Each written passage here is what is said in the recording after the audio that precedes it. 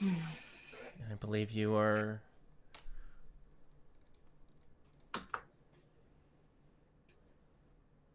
I am what? I believe you are on my stream. You are on my stream. Okay, good. Okay, so... That's how it's supposed to be, is it not? Yeah. Mm-hmm. I've never streamed from YouTube before. I've never streamed from YouTube. Is that what you're doing right now? Yes. Oh, okay. Yes. Yeah, no idea how that works. And so Is that I just have to grab like the link and stuff from this to put on BackerKit. So it's a little jank, but I think I've got it. Let me see if I can do something about the lighting situation here.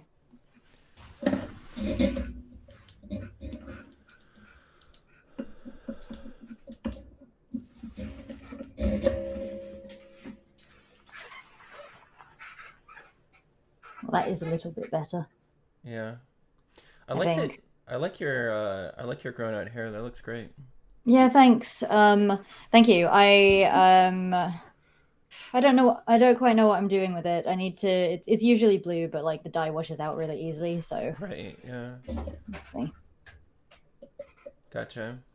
Are you do you dye it regularly or just like once in a while, or what do you do? Once in a while. Yeah, I'm gonna see. Honestly, I'm gonna see if I can like bleach it and make it go silver. We'll see. But if not, then eventually I'll get bored and do something else with it. Hmm. Yeah, it's a problem though because it means that I don't resemble any of like the headshots that I have. So, Oh, but it's fine. yeah. I assume I'm recognizable enough without it. So I think you are, but for your all of your headshots have you as your short yeah. yeah, your shortcut. Hmm.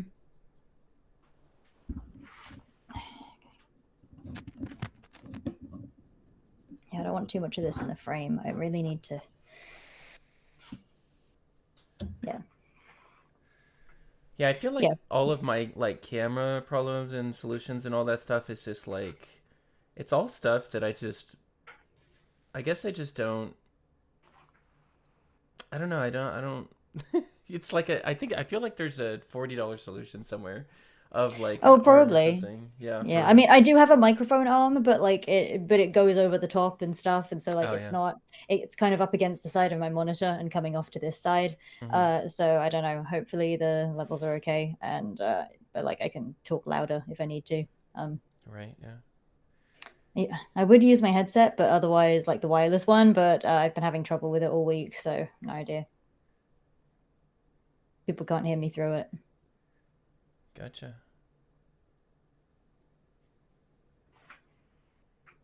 Oh, we're 3 minutes from being on BackerKit, so Okay. Well, what are we going to talk about? Have people submitted questions? no. Okay. No, I don't really don't expect a lot to. I mean, we'll see. My community will probably show up in part, but we'll see. Let me ping him real quick. I mean, like, we don't have any kind of outline or whatever. No, I have I have not professionally prepared for this at all, except with the information that is in my brain. So Okay, fine. yeah.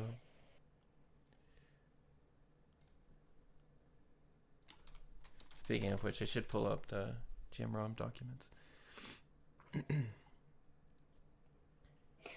So, what's going in the preview? We're gonna take a. I believe we're gonna take a chunk from four of the chapters, maybe just three. Your chapter will be put in there. I'm pretty sure. We haven't It quite. hasn't, yeah, like hasn't been edited or anything. No, I don't. No, I don't think we will have the opportunity to edit it before we drop it on people. Um, but at this point, we just kind of want people to see it before the last 3 days. So we'll put something together so that people can get a general idea. of the Okay. product and everything, but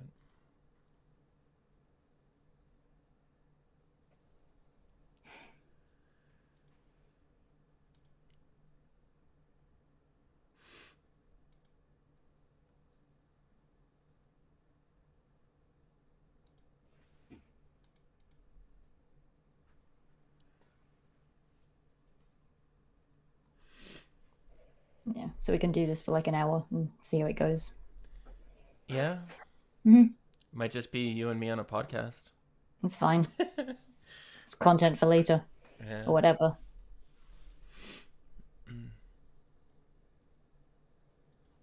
Okay.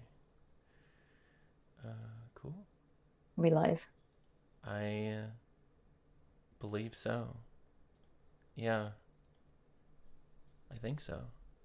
I mean, let me check the backer kit page. Whoop. Yeah, there we are. I mean, let me check the backer kit page. Cool. Well, here we are, waiting for everyone's burning questions. I hope so. We'll see. I'm just gonna hang out. How long did it take you to write your portion, your chapter? Honestly, I can check. I don't actually. I don't think I kept track of it all that much in terms of hours. I just kind of sat down and banged it out. Yeah.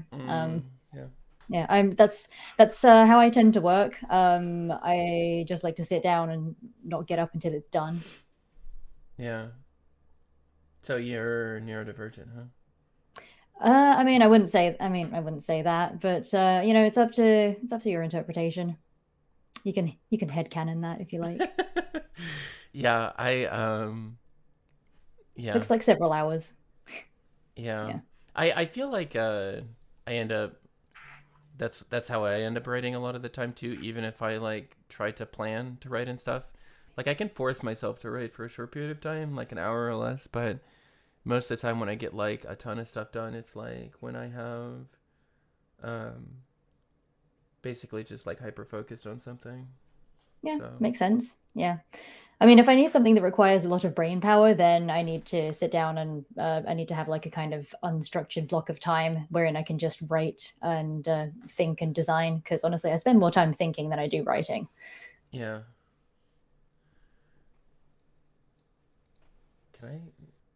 Can I like move your little box over to the right? Sure. I mean, I don't know. I don't know how to I don't know how to do that. You can normally do that in Discord calls. Okay. All right, never mind then. I don't know how to do it. Whatever. Yeah. But here we are. So, I guess it's been I'm trying to think of like when I officially started this project. I guess it was January 2020. I remember hearing about it much earlier than you actually assembled a crew of people, but I don't remember what date exactly. Yeah, I was Time is sort of fake, so I don't think it matters. um yeah, I want to say that I was talking to Kiana about this project at the end of 2022 or the start of 2023. It's when Mm. because I brought you all on board 2023, right? Like I Yeah, I believe so. I want to say. started to assemble the team. I just didn't have any work for you yet, right? Because we had to wait for somebody to pay for work essentially. So and then it was might have been 2022, but I Maybe. yeah, because 2023 in the fall is when Andreas officially bought us, and then the project was like official, and Yes. yeah, so it's such a long road for these projects. It's like It really is. It takes a while to make a book. It just does. yeah, it would be. I think it would be actually kind of cool and like fun for me to do like a small project in the future because I've done nothing but like big projects. Yeah. So I keep seeing that everyone pretty much gets their start like doing small projects. Yeah. I've never done a small project, so I wonder what that would be like. I mean, people do that because it's easier to do. Yeah, I'm just a masochist, I guess. I don't know.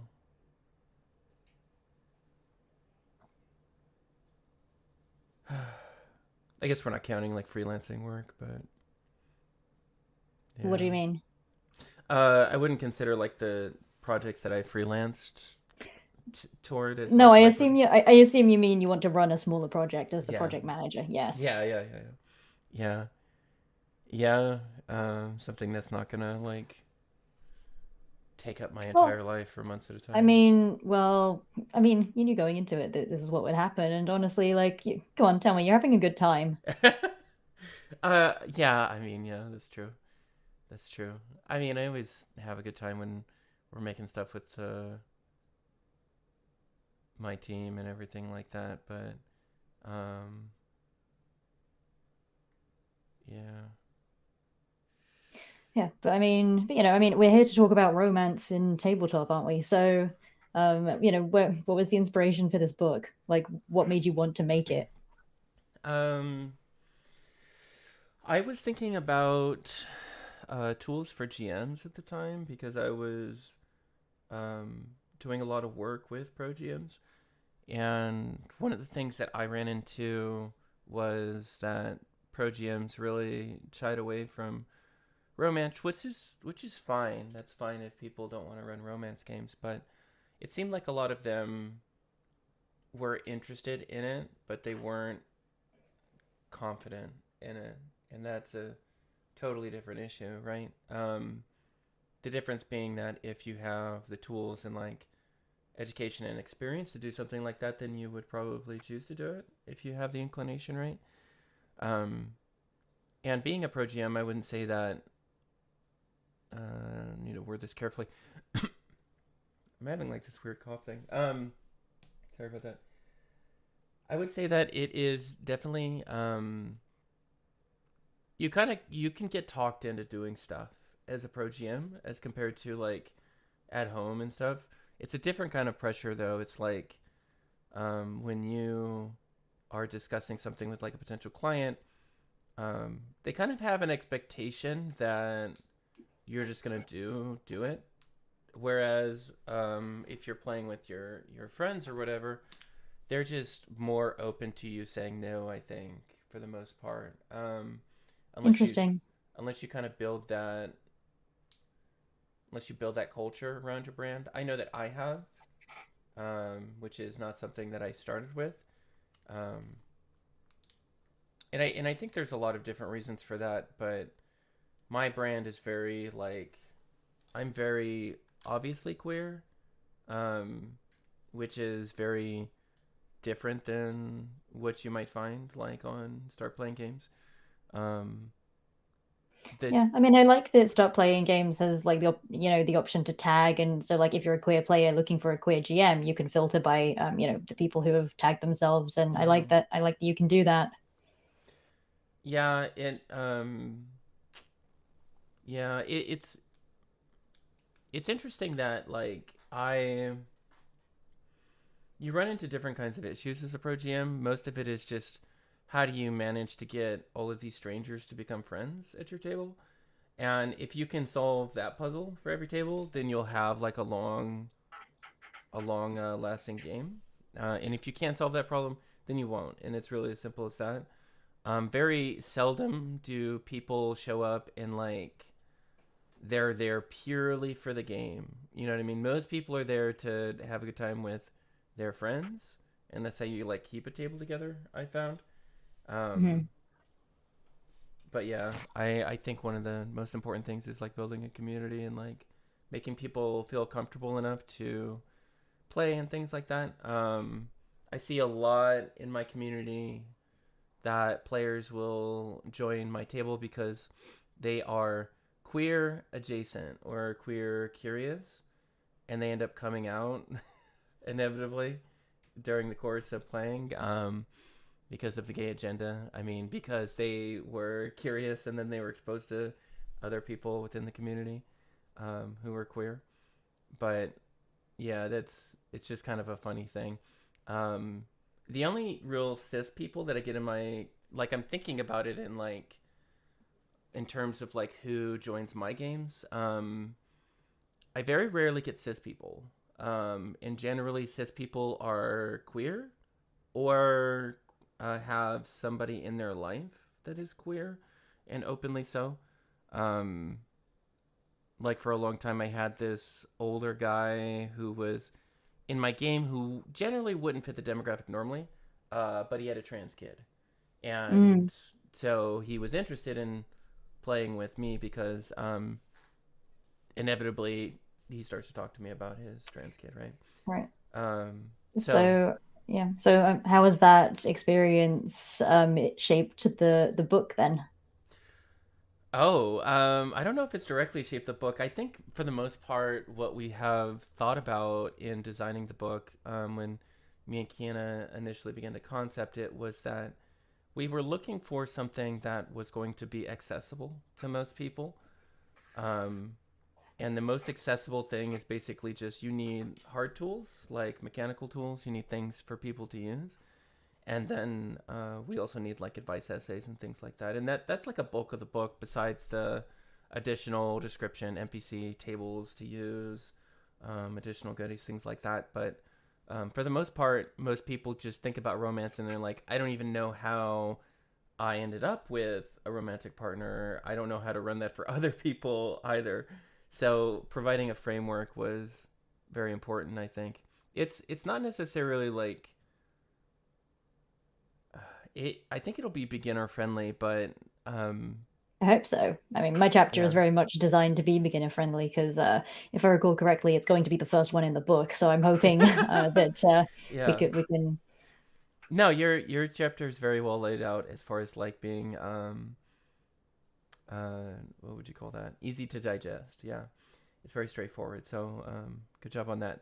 But I think in general though the book is I I guess we will at some point use beginner friendly as part of the advertising because it will be. But I guess I kind of shy away from that because it's also an advanced tool because there's a lot of possibilities with it that aren't just very cookie cutter. We're going to provide examples of like NPCs and stuff, but I think really the the most important part of the book is it's going to allow people to actually like get into designing something specifically for their players and creating a very curated experience for their table, which is difficult to navigate if you have anxiety about telling romantic stories. So taking some of the burden of developing that with someone and like providing a framework for people to build on is going to enable that sort of gameplay more, I think. Yeah, I would. Yeah, I would agree. Honestly, I am really looking forward to writing the examples of play because it Yeah. looks like all of those tiers have been snapped up, Mm-hmm. and that's the only thing I have left to write for my chapter. And honestly, I want to kind of arrange like a call with it with the people who I'm matched with, and I want to find out all about their characters and what they're into. Because for me, establishing what my character is into is just part of character creation. But I can imagine that not everyone has thought about it, and so regardless of what of whether that's established for whoever it is I'm paired with, it's something that I definitely want to know about. Yeah, for you and you role play romance in your games a lot, right, Sebastian? I do constantly, yes. Yeah, so I What's am currently GMing romance.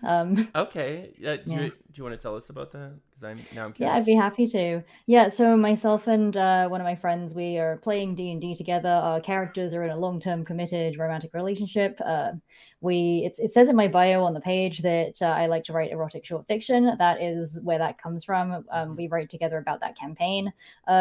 We've been playing for a couple of years, I want to say. There was a hiatus in the middle, but it's been a while. But it's been really, really fun, and it has also been my first time GMing romance. So It's so yeah, I've been able to experience it as a GM and also as a player, and Mm-hmm. a lot of it comes down to really getting to know your character. And so like that in my chapter, it's focused on the GM creating an NPC to romance a player character, and so it's not really it. When it comes down to it, it's not really about romance so much as it is about creating a really interesting character and providing ways that are organic in the fiction for the player for the player character to interact with the NPC and to build out a way to develop that relationship between the characters. Yeah. And yeah, and I'm hoping that my chapter also allows for like it's a framework that you can tell all sorts of stories with. I'm particularly fond of enemies and lovers, and so Yeah. yeah, I think that people who are familiar with romance in role playing games, like kind of Dragon Age or Baldur's Gate, there is an it's been inspired by the approval system, but the thing is, you don't necessarily have to have high approval of someone in order to sleep with them if that is what you want to do. Right. It's something that I say repeatedly throughout the chapter. That is, here is how you can use this to tell this kind of story, and here is how you can be rivals with someone and tell a story that's a bit messy. Yeah. How do you typically, not to put you on the spot too much, but how do you typically, when you think that you want to play out this romance like you have been for a while, do you have that initial conversation with the other player, and like how do you navigate that normally? Well, I mean, I can tell you about how it kind of came about. Mm-hmm. It was because, I mean, as I said, I think about what my character is interested in, romantically and also sexually as part of my character creation process. And I was telling my friend about this, and it turns out that, it's also part of her process too. And we realized that we, kind of independent of each other, made characters who were very compatible. And so we were like, wouldn't it would be fun to just kind of write a story about them getting together? And so we did that. It was put, like, we spent like, I think I want to say like 2 or 3 days just writing this thing. And at the end of it, we were like, wait, we put so much work into it. Why don't we make this just happen in the story? And it kind of went from there. Right. So that for us it was fun. It was for the exploration of this relationship between these two characters, and it just kind of made sense. And then and in a consistent way we just kind of will message each other and be like, oh, I think that this we know this event is going to come up in the game. This is kind of how I see it for their relationship. Mm-hmm. So we do a degree of planning, but a lot of the time in the moment, what actually happens is spontaneous. Nice. Okay. Cool. Yeah, I think I wrote a whole thing on Twitter about how it happened originally. Yeah, If you it's a good time. if you remember where that is, you should link that to me because I'm curious. Yeah, I can. But for yeah, for jamming romance, I don't know. My experiences have been generally that, well, first of all, I play mostly with like, I wouldn't call them strangers, but like it's for my pro game. So there's a few different archetypes of people who are interested in romance. There's like Mhm. I'm trying to figure out how to define these players because I don't want to be rude to anybody. There's always a player that is interested in like very low lift, like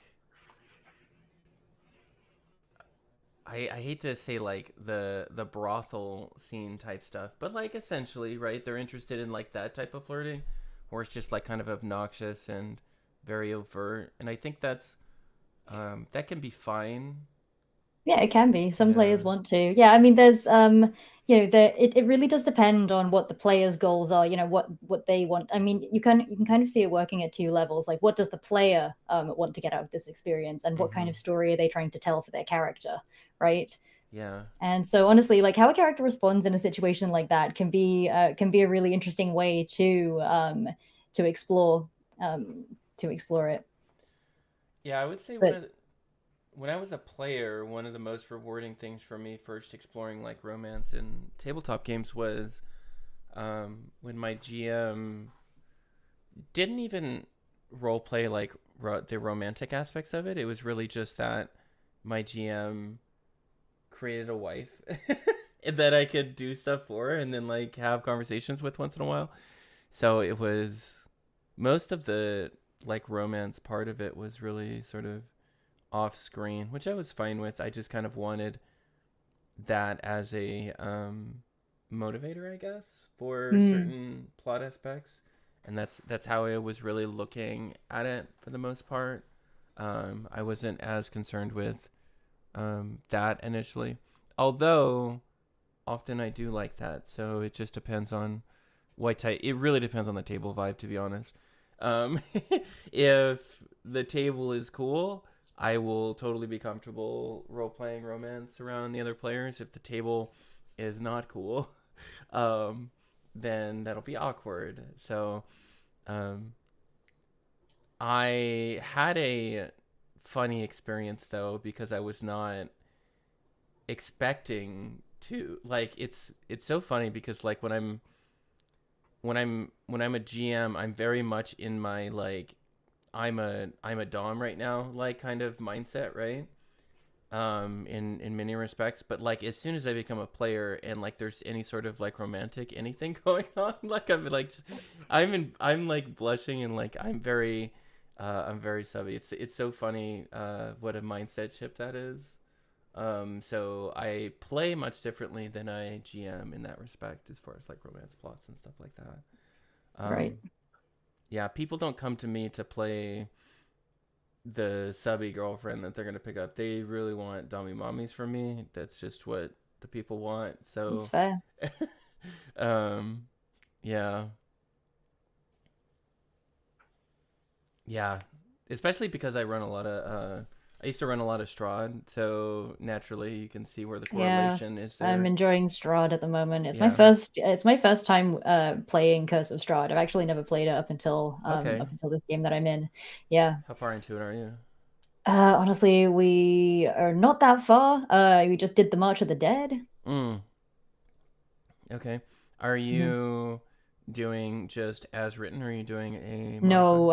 The DM has added a whole lot of stuff, Okay. and Strahd has various forms. Like, Yeah. we're all into gender fuckery. So my Okay. character Sure. has slept with Strahd in a Okay. masculine form and also in a feminine form. Uh huh. I like to say that whenever Strahd is in his masculine form, I feel like, oh, I could fix him, and then whenever I see her in a feminine form, it's no, I Right. can make her worse. So Right. I'm enjoying that. Yeah. That makes sense. Oh my gosh. Um. Yeah, Yeah. just something about Strahd's atrocities hits different when it's a woman. Yeah. There we are. Yeah. I think in general, I think Strahd is such a powerful like. I mean, he's an iconic character, right? Yeah. Yeah. There's a lot of. It draws from a lot of our media under literacy and like the way that we understand gothic horror, right? So there's a lot of work being done without us necessarily having to do it because it's like the setting is written to evoke all of these feelings, right, in Hmm. people. So there is definitely something really powerful in that. Yeah. Yeah, I mean, I fully joined this game, and the DM invited me, and I said fully, if I join this game, my one goal is to romance Strahd. I hope that let the rest of your players know that that is my goal. If they're not comfortable with that, then maybe it's not the game for me. But like, Right. if I'm going to play this module, I want to romance Strahd, and Yeah. so everyone was cool with that. We're Uh-huh. doing it. Yeah, Strahd. Yeah, we're in a kind of enemies and lovers situation. Yeah. Also, my character still hasn't figured out that he's a vampire yet. It's a whole thing. Like Oh, okay. Okay. she Maybe. just she just doesn't know. She has no reason to suspect. Like, Yeah. well, yeah. Maybe. Anyway, Maybe soon. Yeah. yeah, soon. Um. That's exciting because like yeah, there's some things that are good to like clean up or change about Strahd, but there's a lot of like classic stuff in there that's like I'm excited for you to experience. Yeah, I'm excited for it. Yeah. I hope you haven't spoiled yourself. I mean, I'm sure that No, I don't know you're. anything. I don't know anything about it. I'm going into this with very little knowledge of what actually happens. Yeah, yeah. I guess you'll. Yeah, it's just one of those. It's one of I those mean, campaigns that like yeah, so I'm many people have currently, played. Yeah. yeah, I mean, I'm currently judging Strahd's life choices a little bit, but it's all right. Yeah. Strout initially was conceived as the traditional like abuser, right? Hmm. Back in the '80s, I believe Tracy Hickman and Margaret Hickman. Margaret is that Margaret White. Is Margaret? it not Margaret Weiss? Margaret Weiss. I'm not sure. I totally just blanked on that, so I apologize. Um, but yes, the same as the Dragonlance people, I believe. That pair. You looking it up now? Because now you have to know. I mean, I might. Yeah. um, yeah, I believe it was originally cast as that. It's actually I found it to be interesting that it's been rewritten several times Yeah, it and is. used It's Tracy. again. Yeah. Um, and like the third edition one, I took a look at that, and that. So if you look at like Ravenloft, and then you look at the third edition adventure, and then you look at like the fifth edition adventure, it's like sort of steadily evolved into what it Mm. is now. Um, So, yeah. if I were a GM running Curse of Strahd and I got a player who wanted to Mhm. romance Strahd, would I be able to use How to GM Romance to do that? You absolutely would. You absolutely would. I think the interesting thing about that is, oh, that would actually be so fun. I'm just thinking about it because I know the campaign like backwards and forwards. So there are actually many different characters that you can use GM ROM for in like a Curse of Strahd. You could do it for Irina. You could do it for any of the partners of the Countess. I run a She is the Ancient game.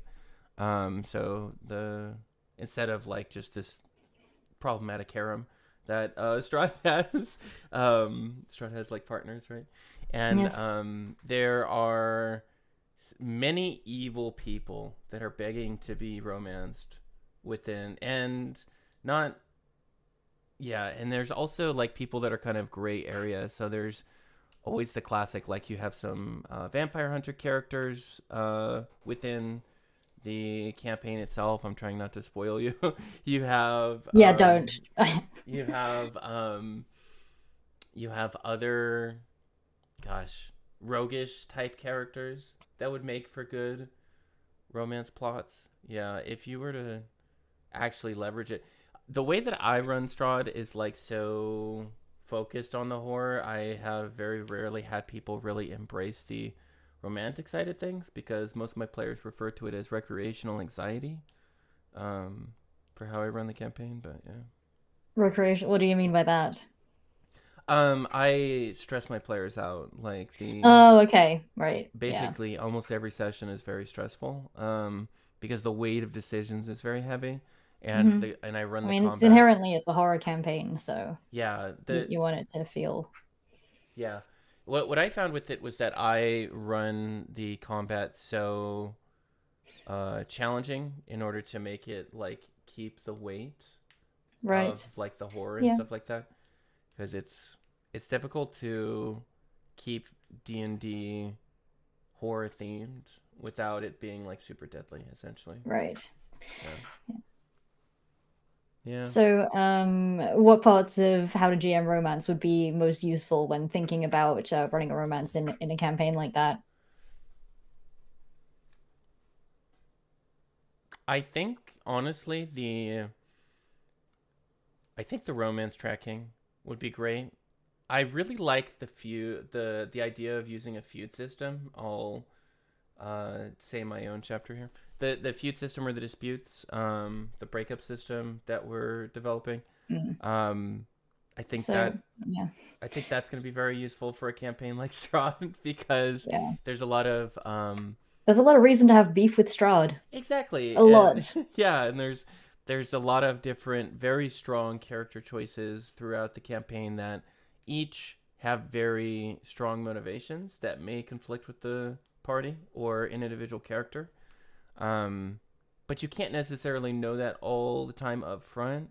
And that's kind of part of the joy of like an intrigue political campaign like Strout, is that a lot of the time you are putting yourself at a lot of risk like you would in a relationship to just get to know somebody and then choose to trust them.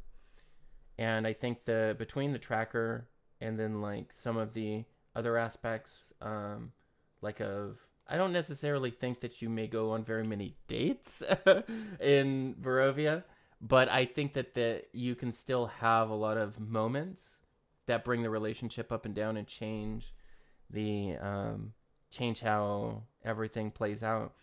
I had a paladin romance one of the characters, um, and they ended up breaking up because he was playing the very much like like the Dungeons and Dragons movie, like standard like paladin, like just talks with Yeah, I've seen it. platitudes. Yeah, talks utter platitudes and like just is not a very real person, right? Um, but the character was like that, so they ended up breaking up in front of the group. Everyone loved it. Yeah, that's um, fun. yeah, it can be Yeah. really fun to do something like that as long as everyone's like consenting and we think that it'll be fun. I gained consent privately before doing that. And yeah, everyone was having a ball. It's actually something that those players still talk about to this day, like a couple of years later. Mm, So yeah. yeah. That's kind of really rewarding when there's moments like that Hmm. where the players just remember. But honestly, your chapter, I know the least about your chapter. What kind of mechanics are we working with? Can you tell me a bit more about it? um, yeah. So I think that for the most part, I don't want to talk about the mechanic because it's not done yet. I haven't even finished my Okay. draft. Well, I mean, I'm way well, behind. maybe not even mechanics, but like what has been important and super foundational that you want this chapter to get across? Like what can players and GMs do with your chapter then? Oh yeah, yeah, yeah. So most of the chapter for disputes is going to be revolving around like the problem that I find with most roleplay scenes that involved any sort of conflict is that people want to go up to all the way to the max, right? And I want to provide people with context in the middle about how things can escalate, right? And then how you can utilize different either tools or ideas in order to slowly escalate things and then bring them back down. Because it's not that once you do one, you mess up once in your relationship and then that person abandons you. That's usually not how it works, right? It's sort of a gradual thing and it changes the relationship, and I wanted to really explore those ups and downs. Yeah, no, that makes sense to me. Like in my chapter, one of the key things that I asked the GM to establish is, like, what are what is this NPC's like kind of hard limits, not just sexually, but in general. Like, what is something that, their partner could do that would, result in that's it, I'm done. I actually cannot abide you anymore. Mm-hmm. Where is that limit? What would it take? For that kind of dramatic shift in a relationship. And I like that your chapter has guidance on how to get to that point, because I do think it's really important to establish these fundamental characterizations. But my chapter is more about keeping track of it as opposed to doing it. So Mm-hmm. that works very well. Yeah, I would say overall, the most of the book is sort of oriented around just providing people with more tools more than anything else. I'm really interested in the serenade system um, Mm. that Chris is developing. Um, the serenade system, which will allow people to have an easier time developing poetry and songs and things like that, because that is, I think, in these instances where you're role playing romantic relationships or you're trying to do something for your players, the most difficult thing to do as a GM is to develop something like that kind of on the fly. So teaching people how to do it if they've never done it before is going to be very helpful, and then they'll at least get something, right? So, and curating someone's experience like that and providing them with something unique and fun is going to be memorable to them. So, Yeah, it really is. yeah. I I think that for the most part, like it's one of the biggest joys that you can have like at a table is when a player feels like something has been specifically developed for them and Mm. then their character story and things like that. So, um, and that's really what we're kind of focused on doing with the book itself is like you may not even role play the scenes like extensively or in front of the other players. Maybe you just do it privately, but it's something that you're doing for one of your players to show that you care and like you're trying to give them a more full experience, you know? Mm. Yeah, definitely. So, does the Serenade system teach people how to write poetry? Essentially, it gives examples, yeah, and then here is how this works. It's like, it's not a full creative writing course, but it is, it's very basic stuff, yeah. And it should be helpful. We're gonna have examples. We're gonna have like Mad Lib examples for people to use starting out if they're brand new to it and they just need to fill in the whatevers, the words here and there in order to make it fit. Um, Mm, yeah. and unless your player reads the book, they won't know anyway. So it doesn't matter. Like, and you know, GMs are the ones who are picking up this book for the most part anyway. So I don't think that's much of a danger. But yeah. Would you ever want to do a how to play romance for players? Um, you know, I don't I don't know if that would actually sell. So I don't know if that would actually sell. That's a very interesting idea, though. I think that I don't know how big the market is for like we had all this talk recently about like monetizing like how D&D is very under monetized, right? Because they don't charge the players for anything; it's all GMs, right? But I think for players, I'm not sure, and I have seen these role playing books before, but I'm just not sure if they're very popular. Do you know? I I don't. mean, I don't know. I mean, you're telling me like 10 minutes ago that your players want you to do like, dommy mommy stuff. So maybe. Yeah, I mean, I run a very special kind of table. It's something that they have kind of built Yeah, up but I to. do, yeah, but I do think you're correct in the sense that there isn't really an established market for books as to how to be a good player and advice about how to be a good player. A lot of it is focused on the GM, Yeah. but I think in my chapter I like um, to instead of framing it as the GM doing all of the work, it's the GM kind of helping, guiding the player into this kind of equal participation situation, and the GM can, in a way, set the example. And it does need to be very much a everyone involved contributes to it, Yeah. as it is a collaborative storytelling game. So Yeah.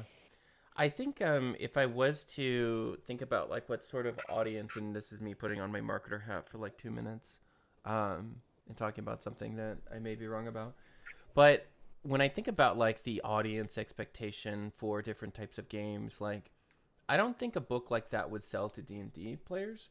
I think it might sell to play by the Power by the Apocalypse players though.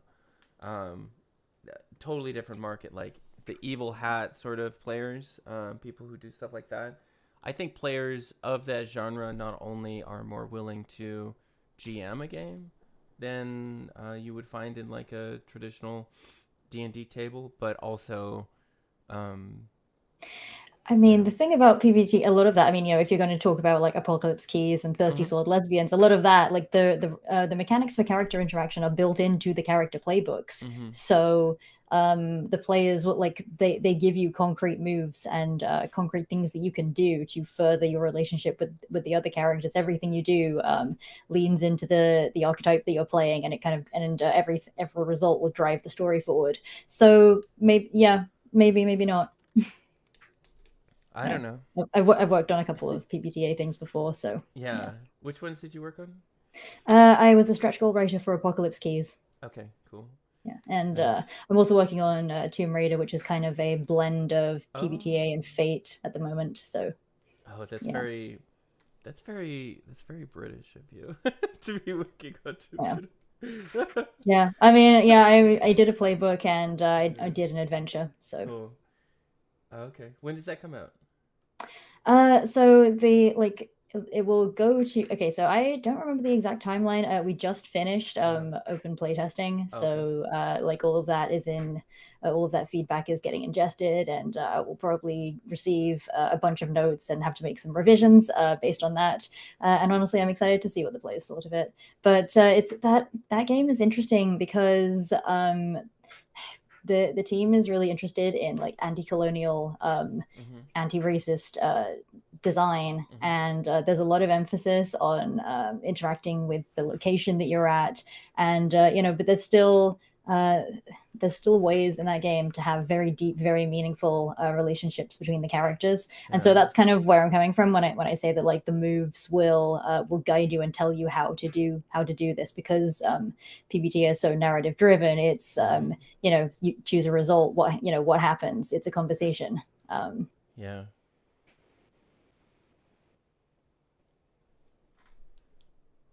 I want to play that. I didn't realize you were on the team for that. Yeah, That's I'm a cool. contributing designer, so it's That's exciting. cool. That's cool. Who's the publisher? Who's the Evil Hat. That is Evil Evil Hat. Hat?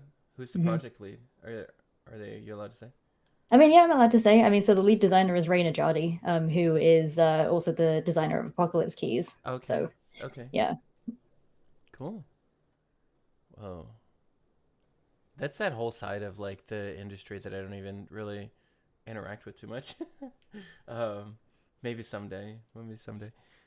No, that's super cool. I think you'd like Thirsty Sword Lesbians. I've run it a few times actually. I ran it for stream once too. Um, yeah, I ran it. I ran it once to learn how to run it, and then it's so easy. I was just like, cool. Mm. And then I ran it for a So podcast. yeah. So still, could someone use How to GM Romance to do romance and Thirsty Sword Lesbians? Yeah, I think with Thirsty Shore Lesbians, like you said, because the mechanics are specifically designed for the development of the queer experience, I think they would be very easy to use GM Romance for it. I think, if anything, instead of using it as a hard mechanical system, most people, if they're playing TSL with it, they would be using it for more ideas and more, I guess, more yeah, just more angles and perspectives in order to create new stuff more than anything. Um, because TSL does have a lot of like the framework's already there in TSL. It's just it's not there in most games. So I think it's a special case. Yeah. Um, So what I'm hearing is if the game is not explicitly about romance, then that's kind of where GM romance fits in. yeah, it fits over the top of most games, and it's systemless, so it doesn't necessarily matter what system that you're running. Um, it just matters whether or not your players want it or not, kind of thing. So, if your players want it, then you can start to put things into place, run your session zero, figure out what they're looking for, and then start to develop that on the side. And it doesn't have to be overly complex for what you're using GM-ROM for. You could be just developing a super hyper platonic, whatever that may, or not platonic, but um, you could be developing something that is very PG, to start with, and then seeing how players react to it and things like that. And then maybe once they're more comfortable, then you can get into all the stuff that they really want to get into, but they didn't at first because they were really shy. So um, there's a broad range for it. I think there's an association with romance about it always being like the most extreme version of whatever it might entail. But it really doesn't have to be that way. So, um, yeah, and yeah, it's like one of those things where it's. I think one of the biggest arguments I've seen against it is just that like it makes people. When I talk about running romance in my games, most of the time when I'm talking to other GMs, and I talk to a lot of pro GMs, normally the response is like I don't feel comfortable doing it, and I would feel like creepy doing it.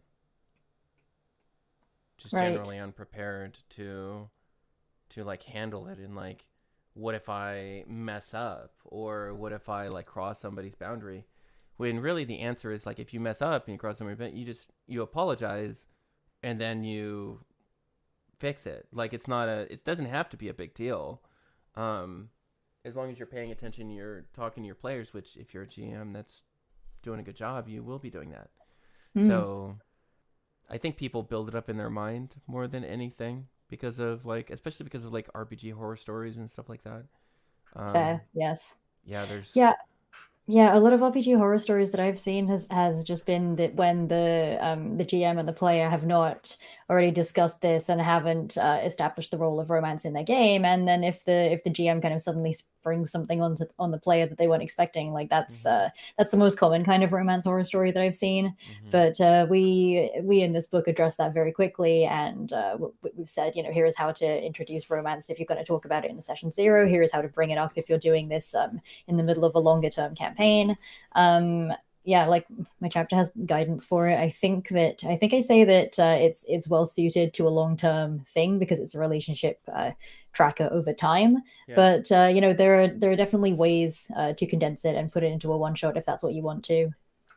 Yeah, one of the things I'm most excited about, especially for your section of the book, like the tracker, is it's gonna allow people to really partition a moment in time between these two characters, like an NPC and a PC, or a PC and a PC.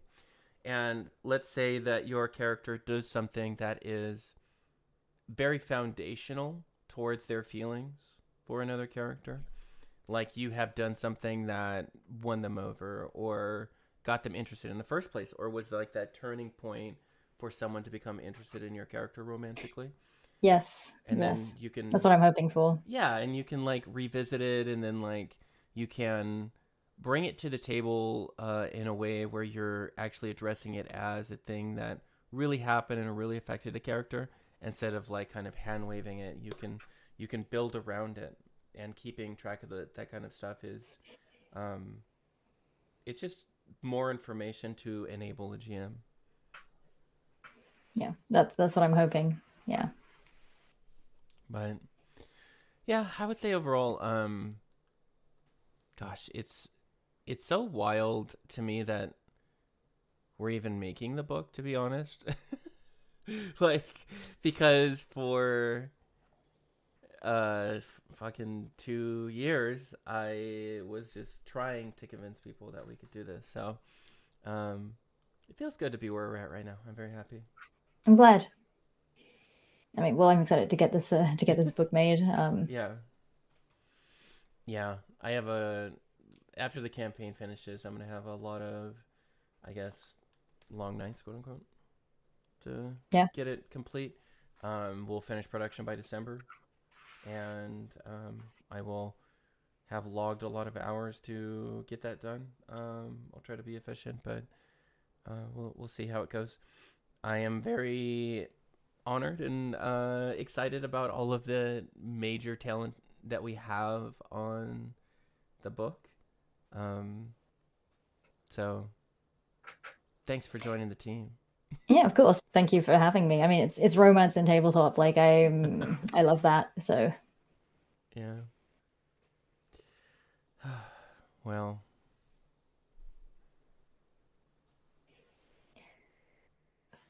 so in terms of like, do you still do pro DMing? yeah, it's my day job still. So, Right. Yeah. yeah, I do. Right now, I'm running about 8 games a week, Mm, which is light for me, but I can't do more than that and still write and do all the other stuff. So I'm kind of trying to find a good balance of that. And also this way, I only have to run the games that I really love. And mm, um, as much as I like, hate to say it, sometimes you end up in games that you don't necessarily love as much, especially as a pro. So it's like, it's good to have that rather than just like a bunch of games where I'm just sort of aggravated by my players and we don't get along. You know what I mean? Yeah. But yeah, which is kind of Mhm. that's a terrible thing to say, but that's the reality of being a pro TM. Is like sometimes you do end up with a group that you don't vibe well with, right? And that would be like a table that would not really have a good vibe even in a free environment, Mm. um and that can be anything from like personality clash to just like um I mean, we don't role play well together, I just assume that it's the same as like as any other day job. There are good aspects and there are bad hmm aspects, and it just depends. I mean, yeah, I would say overall it's great. I love it. I feel very lucky to be able to do it. um Makes me happy to be able to do it as compared to a lot of different jobs. um yeah, we'll see. I'm hoping to sort of dial back this year, after GM ROM, and then, well, I guess beginning of next year, and maybe just doing design work and writing more.